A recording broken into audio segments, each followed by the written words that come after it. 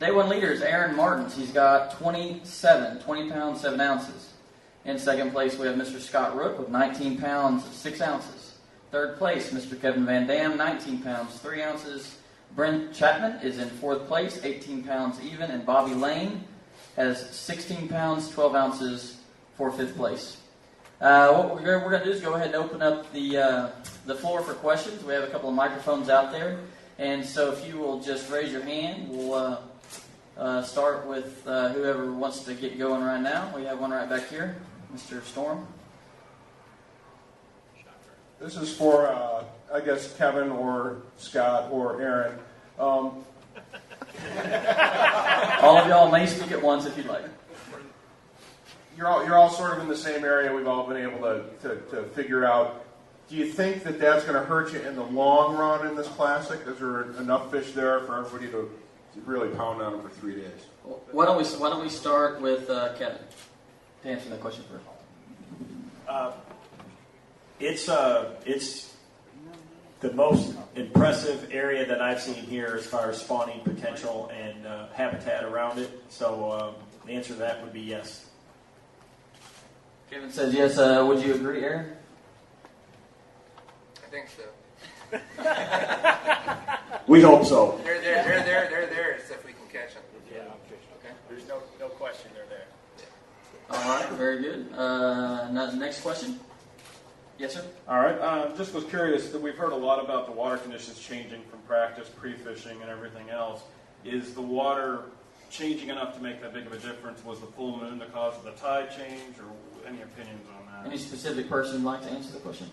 Kind of open to the panel. All right. Well, we can start down here with Brent. He asked if the tide had changed or affected.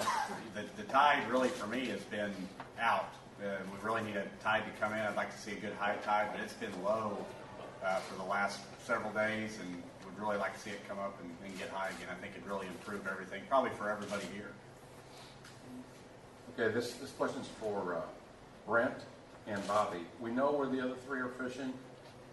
They're close. Do you guys have anyone around you? And what makes what you're doing a little more unique than what the rest of the field's doing? I don't know if it's necessarily doing anything unique. I think it's maybe just areas and being there when the right fish bite. I didn't have any really pressure to speak of. I saw Cliff Pace in my area today. I don't know if he even fished back there where I was, but that's the neat thing about fishing down there is typically you can get away from people and have something to yourself, and I'm hoping that's what will happen the next 2 days. And Bobby, can you answer that same question? Yeah, I had a few people show up late in the afternoon. They didn't have a limit yet, and when they showed up to weigh in, they did. So, it's getting beat on, but these areas got hundreds of fish in them. You just got to weed through the little ones to get to the big ones. But I think the full moon is helping for sure. I didn't see that many 3-pounders in practice. I saw more 2-pounders and an occasional 4. So I say the moon's helping, and I think the tide. If we could get a little bit higher tide, I think it'll bring in some of those bigger fish for sure. Very good. Yes, sir. This question's for Aaron. I was there for an interview with you on Tuesday, and you said you were pretty scattered. This place had you confused. What changed between then and today?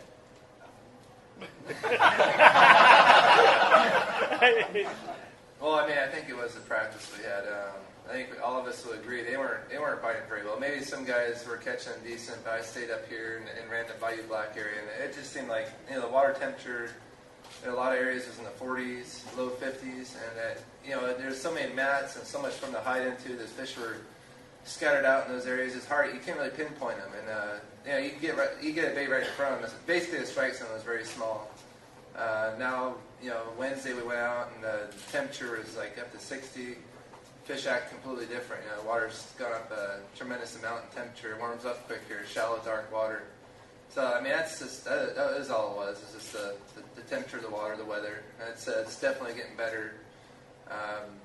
The wind's blowing some more water into. That's probably helping us a little bit. But, it's just that time of year. You get 60-degree water, you expect this. It happens. Very good. Next. I've lost the microphone. No, he's got it right there. Just do it. Oh, okay. Raise your hand who wants to. Any other question? All right, Lou.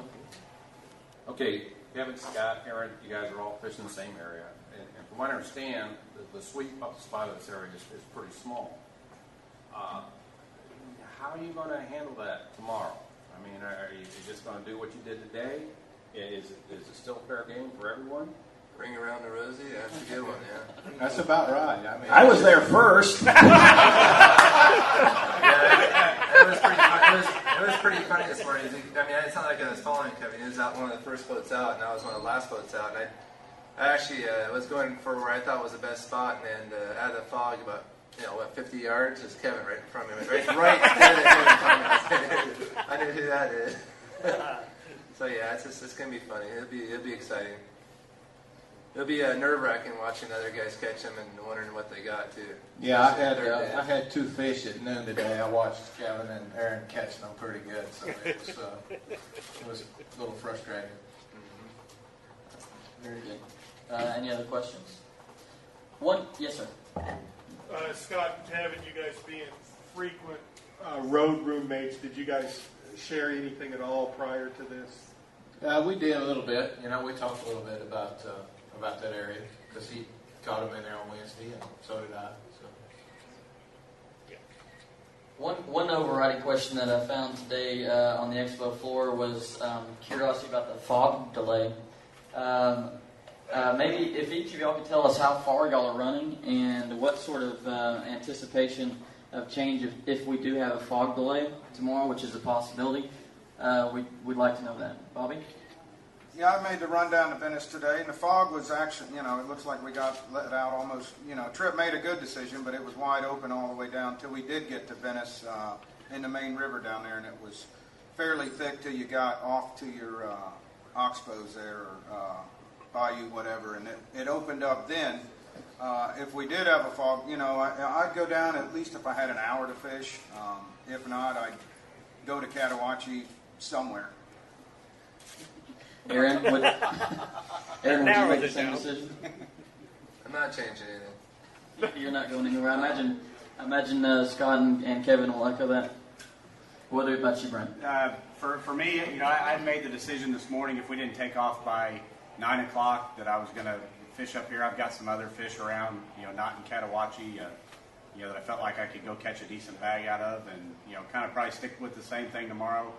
If I can have probably an hour and a half of fishing time down there, I'll probably still run down because it's all I had today to catch what I did. So I'll definitely take the hour and a half down there. I'm sorry. Next question.